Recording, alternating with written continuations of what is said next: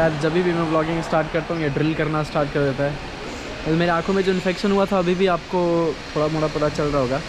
ये इन्फेक्शन हुआ था बस में, रिफ़्रेशर था जिसकी वजह से वो एसी में रिफ़्रेशर होता है ना, उससे थोड़ा सा आंखों में असर पड़ा है मेरे। तो मैं बता रहा था ट्रांजिट ज़ोन के लिए, यहाँ पे मेरे पीछे ही देख सकते हैं करीब 8-10 पैसेंजर ये भी ट्रांजिट ज़ोन के हैं। तो नॉर्मल पासपोर्ट कंट्रोल से होकर के मेरे को गुजरने नहीं दिया, मेरे को एक दूसरे पासपोर्ट कंट्रोल पर लेकर के आया है जहाँ पे एक काउंटर है। वो काउंटर बेसिकली जो भी फ़्लाइट अटेंडेंट्स हैं, पायलट्स हैं, उनके लिए बना हुआ है, क्योंकि उनको वीज़ा वगैरह की ज़रूरत नहीं होती, वो सीधा ट्रांजिट ज़ोन से ही निकल जाते हैं। तो मुझे वहाँ पर ला करके वो खड़ा कर दिए। वहाँ पे एक ऑपरेटर, उसको शायद अच्छे तरीके से पता नहीं था, पुलिस का ही कोई आदमी था, तो उसने बोला कि मुझे वीज़ा चाहिए। तो फिर मैंने बोला यार तुम्हें पता नहीं है वीज़ा यहाँ पे ज़रूरत नहीं है, बिकॉज़ अगर नॉर्मली अगर आप ट्रांजिट ज़ोन से होकर के गुजर रहे हैं तो आपको वीज़ा वगैरह की ज़रूरत नहीं है। उस समय मेरा जो कैमरा ऑफ हो गया था उसके पीछे का रीज़न था कि इमिग्रेशन ऑफिसर पीछे से बोल रहे थे कि यहाँ पे रिकॉर्ड ना करें, तो मैं वहाँ पे रिकॉर्ड नहीं किया, मैंने कैमरा ऑफ़ कर दिया। बात यह है कि इनको EU टर्की का ट्रांजिट रूल को मालूम ही नहीं है। मेरे से वो टर्की वीज़ा मांग रहे थे, जबकि मैं एक यूरोपियन रेजिडेंट हूँ और मेरे को वीज़ा नहीं चाहिए अगर मैं ट्रांजिट करता हूँ टर्की के थ्रू, मोस्टली अंताल्या एयरपोर्ट के थ्रू, ये रूल है। तो मुझे उनको बताना पड़ा कि देखिए सर, मैं EU रेजिडेंट हूँ और मुझे टर्की का वीज़ा नहीं चाहिए अगर मैं सिर्फ ट्रांजिट कर रहा हूँ यहाँ से। तो ये सब चीज़ उनको अगर बेसिक नॉलेज भी अगर मालूम नहीं है, मेरा 10 मिनट वो वहाँ पर खाए फालतू का, मेरे पीछे लाइन लगा था। फिर मेरे को दूसरे वहाँ पे कुछ एयर क्रू मेंबर्स थे, तो मेरे को वो ट्रांजिट गेट पर लेकर गए। ट्रांजिट गेट नाम का कोई चीज़ नहीं यहाँ पे, क्योंकि ड्रिलिंग जैसा कि यहाँ पे मैंने आपको बताया हर एक कॉर्नर पे कर रही है पूरे एयरपोर्ट को ड्रिल। तो उन्होंने बोला कि सर हम आपको पायलट जोन के थ्रू ट्रांजिट कराएंगे। तो एक दूसरे काउंटर पे लेके गए, जो एक स्पेशल काउंटर था सिर्फ पायलट और जो केबिन क्रू फ्लाइट अटेंडेंट्स होते हैं उनको जाने के लिए, बिकॉज उनको पासपोर्ट चेक वगैरह की ज़रूरत नहीं होती, वो सीधा उसी गेट के थ्रू होकर के जा सकते हैं। तो मुझे उस गेट से होकर के इन्होंने ट्रांजिट करवाया। मतलब ऐसा तो यहाँ पे सिस्टम है यार, इनको इमिग्रेशन रूल पता नहीं है, इनको अगर ट्रांजिट रूल मालूम नहीं है तो फालतू का समय ज़ाया करेंगे। किसी का फ़्लाइट हो यहाँ पर तो वो भी छूट सकता है। मैं उनको समझा रहा हूँ, मैंने उनको पूरा इंटरनेट से सब कुछ बताया, जितना भी EU टर्की का जो ट्रांजिट रूल था वो यूरोपियन यूनियन के पेज पे भी लिखा हुआ है, इनको समझ में नहीं आ रहा है। खैर कि भगवान भरोसे पीछे वो एयर क्रू थे मेरे पीछे, तो उनको सारा रूल पता होता है, उनको मालूम होता है, बिकॉज उनका डेली काम ही है फ्लाई करना। तो फिर उन्होंने बताया कि नहीं इनको वीज़ा नहीं चाहिए और हम इनको ट्रांजिट करवाते हैं। तो इस सब चीज़ों से मेरा एक कलेक्टिव जो है, काफ़ी जो इंसिडेंट्स हो रहे हैं, इतना हल्ला गुल्ला, गर्मी और इस तरीके का जो यहाँ पर व्यवस्था है एयरपोर्ट का, काफ़ी इरिटेशन हो रहा है। खैर मैं समय काटने की कोशिश करता हूँ, यहाँ पे 7 घंटे और बचे हुए हैं, निकल ही जाएगा और क्या। मैं अभी एक फ़िलहाल बार में बैठा हुआ हूँ यहाँ पर। आप देखिए मैंने खाना वाना खा लिया था, बिकॉज़ लेट नाइट को शायद वो रेस्टोरेंट वगैरह बंद कर दें। यहाँ पर बहुत गर्मी हो रखी है भाई, पूरे एयरपोर्ट में कहीं भी AC नहीं है। पता नहीं ये लोग कैसे रह रहे हैं यहाँ पर, इतनी गर्मी और इतना क्राउडेड, इतना ओवर पॉपुलेटेड, इतना नॉइज़ी है ये एयरपोर्ट की मैं क्या बताऊँ, दिमाग ख़राब हो रहा है मेरा। मैं एक कॉर्नर में आकर के यहाँ एक बार में बैठा हुआ हूँ, लेकिन फिर भी देखिए बहुत हल्ला गुल्ला हो रहा है। और वो पूरे एयरपोर्ट में हर एक कॉर्नर पे ना ड्रिलिंग कर रहे हैं, वो समझ नहीं, पता नहीं क्या इस चीज़ का ड्रिलिंग चल रहा है एयरपोर्ट पे। इतना गंदगी इतनी है कि इससे बढ़िया तो यार हमारा कानपुर रेलवे स्टेशन है यार। मतलब इतनी गंदगी मैंने एयरपोर्ट पे, दीवार पे वो धब्बे लगे हैं काले काले, ऊपर से मतलब स्मेल भी इतना गंदा आ रहा है कि पूछो मत। तो ये सारा कुछ मुझे अजीब लग रहा है थोड़ा यहाँ पर। अंताल्या एयरपोर्ट मैनेजमेंट ने ये क्या इसकी स्थिति बना दी एयरपोर्ट की। और भीड़ भी इतनी रहती है कि इतना क्राउड को एयरपोर्ट हैंडल नहीं कर पाएगा, उसके हिसाब से फैसिलिटीज़ दो, सर्विसेज दो, तो बात बनती है। तो मेरे येरेवन की फ़्लाइट की चेक इन स्टार्ट हो चुकी है। गेट उन्होंने अनाउंस कर दिया है, गेट नंबर 213। यहाँ पर तो मुझे 11, 12, 13, 14, 15 इसी तरीके का नंबर था। 200 वाले नंबर्स में तो अभी आया नहीं है। मैं किसी स्टाफ से पूछता हूँ यहाँ पर। ये देखिए अंताल्या एयरपोर्ट है, सुबह सुबह है थोड़ी भीड़ अभी कम, रात को यहाँ पे चल नहीं पाते, इतनी ज़्यादा भीड़ थी। मतलब इतना ज़्यादा हो हंगामा हो रखा था कि पता ही नहीं चल रहा था कि बैठूँ कहाँ पे। हर एक तरफ पे आपके सामने 50 आदमी चिल्ला रहे हैं, बच्चे रो रहे हैं, चिल्ला रहे हैं यार, हालत ख़राब थी मेरी मतलब। और ऊपर से ड्रिलिंग का जो काम कर रहे हैं उससे ज़्यादा ही, बहुत ज़्यादा ही नॉइज़ी हो रखा था सारा कुछ यहाँ पर। 213 यही गेट नंबर है मेरी, यहीं से गुजरना है मुझे। यहीं पर है गेट नंबर 213। चेक इन अभी स्टार्ट हुई नहीं है बिकॉज लोग अभी भी खड़े हैं। एक ऑपरेटर है वहाँ पे सिस्टम पे। तो मैं आपको बताता हूँ कैसे कैसे मेरा ट्रैवल प्लान यहाँ से होने वाला है। आपको एक छोटा सा सिनॉप्सिस देता हूँ ट्रैवल मैंने यहाँ तक कैसे कैसे किया कंप्लीट किया। बिकॉज़ बोलोनिया से ऑस्ट्रिया तक की जो मेरी ट्रैवल थी बाई बस, फ्लिक्स बस, मैंने उसको व्लॉग नहीं किया था। इतना ज़्यादा रश हो गया था कि मेरे पास उतना ज़्यादा टाइम नहीं था कि मैं व्लॉग कर पाऊँ।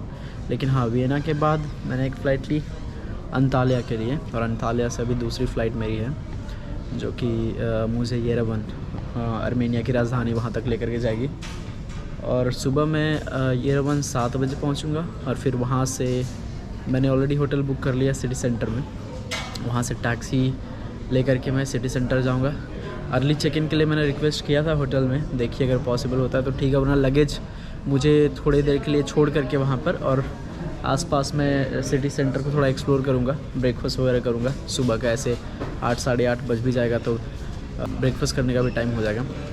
तो ये सारा कुछ मैनेज करके मैं आपसे मिलता हूँ। मेरी भी विंडो सीट नहीं है तो मैं फिर से व्लॉग नहीं कर पाऊँगा, दिक्कत यही है। उन्होंने मुझे एक रैंडम सीट असाइन कर दिया फिर से आयल में, तो अभी वो रात का भी व्लॉगिंग, ऐसे लाइट वाइट भी नहीं है अभी अंधेरा हो रखा है तो कुछ आपको ऐसे भी दिखता नहीं। बट एनीवेज़, आपको आर्मेनिया पहुंच करके, और आर्मेनिया में करीब मुझे रुकना है 15 तारीख तक, 15 अगस्त तक। तो ये पूरा जो मेरा प्रोजेक्ट है करीब 12 दिनों का होने वाला है, क्योंकि कैपिटल सिटी में रहूँगा मैं, तो अच्छा खासा मेरे पास समय होगा कि मैं आर्मेनिया को अच्छे तरीके से एक्सप्लोर कर सकूँ, आपको पूरा का पूरा उनका कल्चर, उनका रहने सहने का तरीका, वहाँ की हिस्ट्री, सब कुछ दिखा सकूँ, वहाँ का लाइफस्टाइल सब कुछ दिखा सकूँ।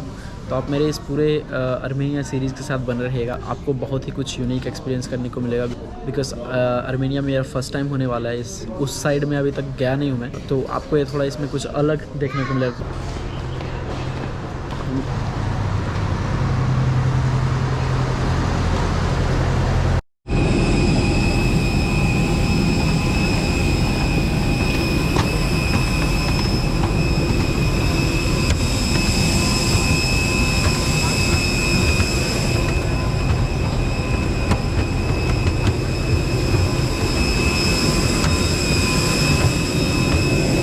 Two hours later. हाँ जी, तो फाइनली आर्मेनिया पहुंच चुका हूं मैं, आर्मेनिया की राजधानी येरेवन। सुबह के बजे अभी 7। मैं एयरपोर्ट से बाहर निकलता हूं, पता नहीं यहाँ पे फ्री वाईफाई है कि नहीं है, वरना मुझे किसी से हॉटस्पॉट लेकर के या फिर टैक्सी वाले से कांटेक्ट करना पड़ेगा। बट इन एनी केस चलते हैं आपको लेकर के सिटी सेंटर। इमिग्रेशन मुझे यहाँ पे क्लियर करना होगा, ये सारा कुछ प्रोसेस कंप्लीट करके आपसे मिलते हैं आगे।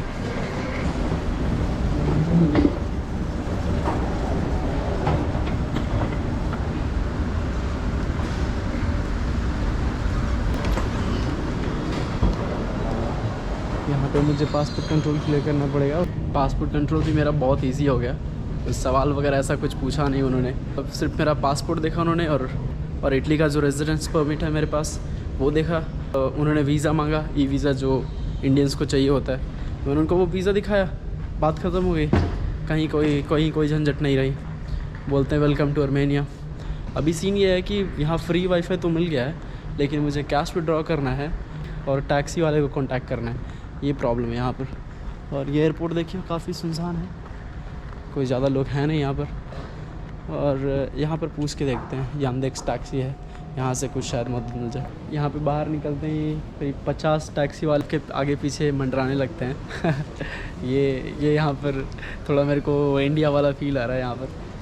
खैर देखिए, ये एयरपोर्ट है येरेवन का, काफ़ी सुंदर, काफ़ी अच्छा बनाया है। एटलीस्ट अंताल्या से तो लाख गुना बेहतर है यार अंताल्या में काई कबाड़ा किया था उन्होंने एयरपोर्ट का, कानपुर रेलवे स्टेशन उससे बढ़िया है भाई हमारा इंडिया का तो खैर यहाँ पे मैं वेट कर रहा हूँ, यहाँ पे यूनी बैंक से कुछ कैश विड्रॉ कर लेता हूँ, क्योंकि उनको लोकल करेंसी में पैसे चाहिए होते हैं और मुझे भी कुछ पैसे एक्सचेंज करवाने थे, तो ये सारा कुछ यहाँ पे कंप्लीट करा लेता हूँ, ताकि अगर इधर इंटरनेट वगैरह नहीं रहा बीच रास्ते में तो कोई प्रॉब्लम ना हो। 1 euro equals to 413 Armenian currency होता है, तो मैंने 15,000 आर्मेनियन करेंसी विड्रॉ किया है। देखते हैं कितना कटा है यहाँ कैश। मैं आपको बताता हूँ कि इन्होंने कैसा एक्सचेंज रेट दिया है। परफेक्ट 36 यूरो काटा है इन्होंने, और अगर आप 15,000 को 413 से डिवाइड करेंगे तो वो भी 36 यूरो के करीब भी आता है। तो एक्सचेंज रेट ATM से तो यहाँ पे मेरे को कुछ ज़्यादा टैक्स वैक्स देना पड़ा नहीं, अच्छी बात है। आर्मेनिया अगर आप आएंगे तो आप ATM से भी कैश विड्रॉ कर सकते हैं, आपको इतना ज़्यादा सरचार्ज देने की ज़रूरत नहीं है। शायद मेरे पास यूरोपियन कार्ड है, तो शायद एक अलग रहा, पता नहीं इंडियन कार्ड से क्या सीन होता है, बट जो भी है उतना ज़्यादा नहीं कटने वाला है, क्योंकि उन्होंने तो कुछ सरचार्ज वगैरह ऐसा कुछ लिया नहीं मेरे से, तो अच्छी बात है। तो आप इस चीज़ को ध्यान में रखिएगा। अगर आपको एक्सचेंज वैक्सचेंज नहीं कराने का, कहीं कोई सेंटर अगर नहीं मिल रहा है, तो आप ATM से विड्रॉ कर सकते हैं लास्ट के सिनेरियो, और वहाँ पर भी आपको अच्छा खासा ही रेट मिलेगा। यहाँ से मैं टैक्सी वाले को कॉन्टैक्ट करके सेंटर की तरफ बढ़ता हूँ।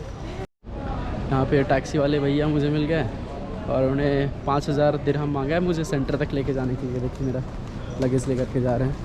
5000 दिरहम करीब होगी, वही 13 यूरो के करीब में, जो पड़ेगा इंडियन रुपी में 1200 रुपये के करीब में। भाई साहब हमें सेंटर तक छोड़ देंगे, अच्छी खासी सर्विसेज मिल रही है। देखिए हमारा लगेज लेकर के जा रहे हैं और आपसे मिलते हैं सेंटर में। हम पता नहीं इन्होंने कार कहाँ पार्क करके रखा है। हम एयरपोर्ट से बाहर निकल के, मौसम तो काफ़ी सही हो रखा है, उतना ज़्यादा भी टेम्परेचर नहीं है, गर्मी नहीं है। टर्की से तो लाख गुना बेहतर है यहाँ पे कहूँगा। छोटी कंट्री है लेकिन इनका इंफ्रास्ट्रक्चर बहुत सॉलिड है। ये रहा एयरवन के एयरपोर्ट का बाहर से नज़ारा, काफ़ी सुंदर बनाया हुआ है इन्होंने।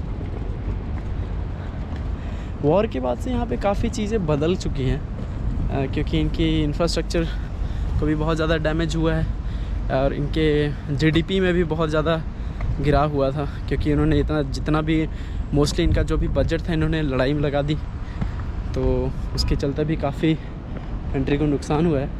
ये देखिए हमारी टैक्सी, ये चलते हैं होटल की तरफ। ये देखिए गाड़ी का नतीजा।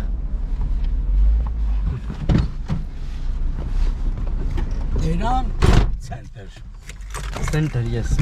India? Yeah, I'm from India. How do you know I'm from India? Yeah, Hindi. Hindi good. Hindi good, yes. Hello, my friend. Yeah, my friends will tell you hello from India. I'm a YouTuber, so I make YouTube videos for travel. What is your name, sir? Armen. Armen. Oh, not bad. You're from Yerevan. Nice. It's a beautiful city, very beautiful. Look at that. Botolka vino, brandy, karas. Very nice. ये गाड़ी रोक करके यार मेरे लिए Armenian चाय लेकर के आया। Thank you very much sir, thank you. बड़े अच्छे लोग हैं यार यहाँ पर। Oh, it's a चाय। Okay. Cheers. Very good. What do you call it? Chai. In India also we say chai. Natural chai. Yeah. Natural chai. Natural chai. बड़े hospitable लोग हैं यार यहाँ पे, मतलब पहला 10 मिनट में नहीं पीता है और इतने अच्छे तरीके से इन्होंने स्वागत किया, चाय पिला दिया गाड़ी रोक करके। थोड़ा बहुत ही यूनिक एक्सपीरियंस है मेरा यहाँ पर अभी। अगले 10 दिनों में क्या होगा इसके लिए तो लेकर के काफ़ी एक्साइटेड हूँ। It's going to be a good experience.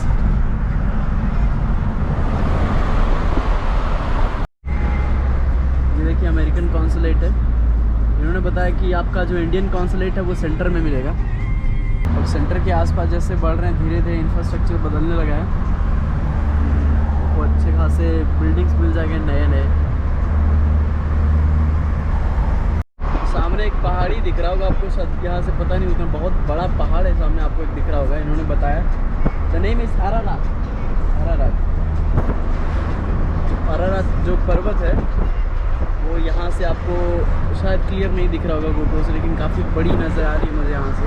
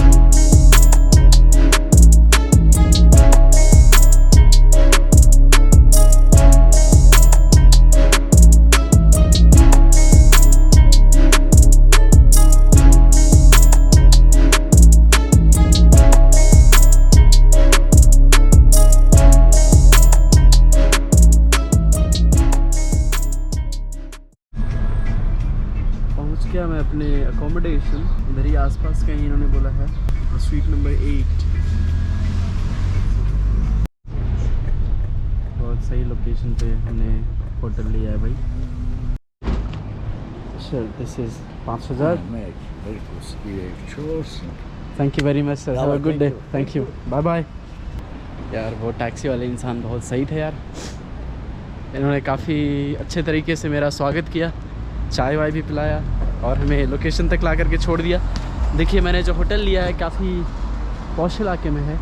रास्ते में तो मैंने ऐसी बिल्डिंग्स नहीं देखी, यहाँ पर आपको ये पूरा नज़ारा देखने को मिल रहा है। So I think city centre में थोड़ा कुछ तो लाइफ होने वाला है। I am looking forward to that because यार मेरे को यहाँ पे 12 दिन रहने हैं, तो अगर बंजर वाली स्थिति रहती तो ज़्यादा मज़ा नहीं आता, बट ये सब देख करके अब काफ़ी खुशी हो रही है। चलिए मैं पहले एक फ़ोटो लेकर के इंस्टाग्राम पे अपडेट कर देता हूँ कि भाई मैं आर्मेनिया गया हूँ, बिकॉज़ मेरे फ्रेंड्स को अभी तक पता नहीं है। मैंने इस चीज़ को छुपा करके रखा था, मैंने लोकेशन नहीं डाला था कि मैं कहाँ जा रहा हूँ। टर्की तक का उनको मालूम था, आगे का मालूम नहीं था।